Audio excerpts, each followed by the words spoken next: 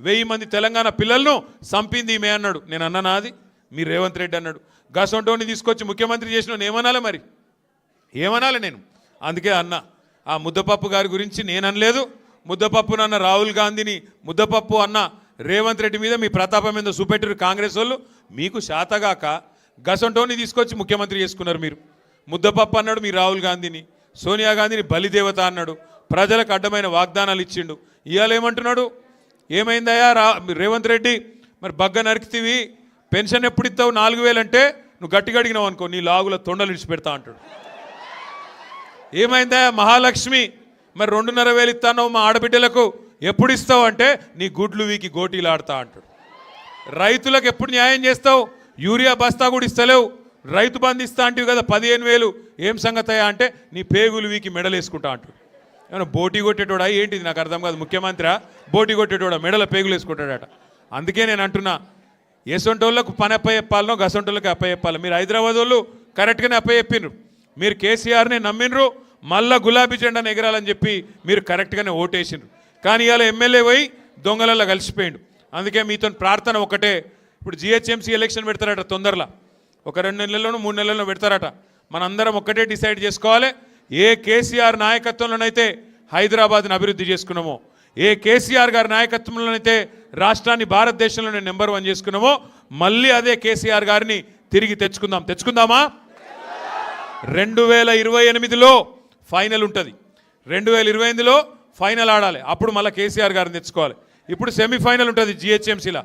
Semi-final కొట్టన్నా వద్దా? Final గెలవాలంటే కొట్టాలంటే ఇక ఎమ్మెల్యే వీకిండు కానీ చాకు లాంటి కొత్త పిల్లగాళ్ళని మీ ముంగట నిలబెడతారు. రేపటి రోజున నేను జిహెచ్ఎంసీలో చాకు లాంటి పిల్లగాళ్ళని నిలబెడతా, వాళ్ళని గెలిపించుకరండి. మీరు కార్పొరేషన్లో మళ్ళొక్కసారి గులాబీ జెండా ఎగిరితే ఆటోమేటిక్గా కాంగ్రెస్ వాళ్ళు మళ్ళీ ఎక్కడోళ్ళు అక్కడ బేజారు అయిపోతారు.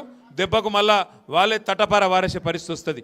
మీ అందరితో కోరేది ఒకటే, ఇలా ఒక్క ఎమ్మెల్యే పోవచ్చు కానీ నాకు మొన్న శేర్లింగంపల్లి నియోజకవర్గ మీటింగ్ పెడితే మా అన్నలు, మా తమ్ముళ్ళు, మా శేర్లింగంపల్లి నియోజకవర్గ నాయకులు అందరూ కలిసి 4-5 వేల మంది కార్యకర్తల సమావేశం పెట్టిండ్రు. అది చూసినాక కేసీఆర్ గారు అడిగిరు నన్ను, ఇంతమంది వచ్చిండ్రు ఎవరు ఆర్గనైజ్ చేసిండ్రు అన్నారు. అంటే నేను చెప్పిన, సార్ ఎవరు ఆర్గనైజ్ చేయలే, మీ మీద ఉన్న అభిమానమే చేసింది, మీకోసం వచ్చిండ్రు మా వాళ్ళంతా అని. ఇవాళ నిజంగా సంతోషం అనిపిస్తున్నది. తమ్ముడు చూస్తూ ఉంటే, అన్నా నా గొంతు పోయింది అన్నాడు, నాకు ఉపన్యాసం ఎట్లేయాలో నేర్పిమన్నాడు.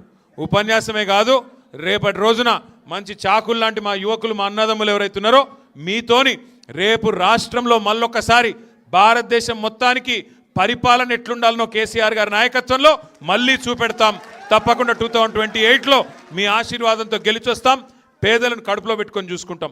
పేదలను ముఖ్యంగా ఎందుకంటున్నా అంటే, ఈ ముఖ్యమంత్రి వచ్చినాక, కాంగ్రెస్ ప్రభుత్వం వచ్చినాక హైడ్రా పేరు మీద హైదరాబాద్లో గరీబోళ్ళ ఇండ్లు గులగొట్టుడు తప్ప ఒక్క ఇల్లు కట్టిండా?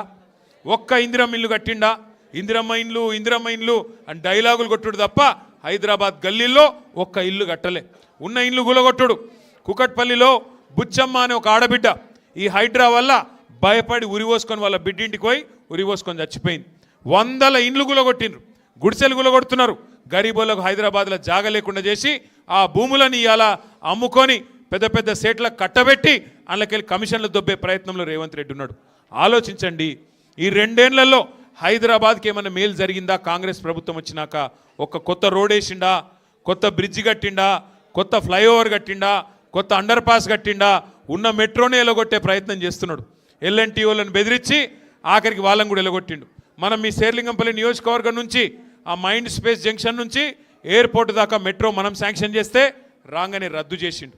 ఒక్కటంటే ఒక్క మంచి పని లేదు, చెడగొట్టు పని తప్ప మంచి పని చేసిన పాపాన పోతలేడు. పేదవాళ్ళని పట్టించుకున్నది లేదు, పెద్దవాళ్ళని పట్టించుకున్నది లేదు. ఏది కూడా హైదరాబాద్కు 2 ఏళ్లలో చేసిందేమీ లేదు. అందుకే తిరిగి మళ్ళీ కేసీఆర్ గారిని తెచ్చుకుందాం, గట్టిగా కొట్లాడదాం. శేర్లింగంపల్లి నియోజకవర్గంలో కూడా గులాబీ జెండా ఎగిరేద్దాం. మీ దయ, మీ ఆశీర్వాదం ఉంటే ఎంత పెద్ద తుఫానునైనా ఎదుర్కొంటాం. మళ్ళీ తిరిగి తెలంగాణ ప్రజల దయతోని, ఆశీర్వాదంతో గెలిచొస్తామని మళ్ళొకసారి విజ్ఞప్తి చేస్తూ, పేరున ఇంత పెద్ద ఎత్తున కదిలి వచ్చినందుకు మా తమ్ముడు పొట్టా నరేందర్ యాదవ్ గారికి, వారి మొత్తం బృందానికి కూడా హృదయపూర్వకంగా నమస్కారాలు తెలియజేస్తూ, స్వాగతం తెలియజేస్తూ